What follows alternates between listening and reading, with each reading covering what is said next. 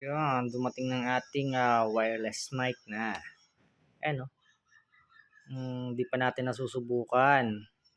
Subukan natin mamaya 'to, yan. May kasama na siyang bag. Mura lang 'to, nasa lang, basta mura lang. Subukan natin 'to, dalawang mic at isang receiver. Receiver receiver nga tawag dito. Ito yung kinakabit sa cellphone natin. Type C siya.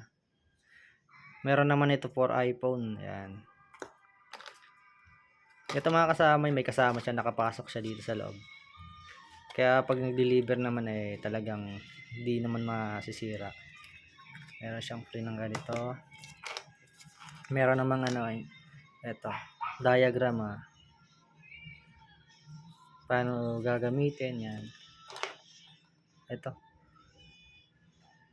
May naka-indicate dito ito. Ito siya, maliit lang, makikita yung ilaw. So ito, easy lang, kinakabit lang to sa malapit sa neck.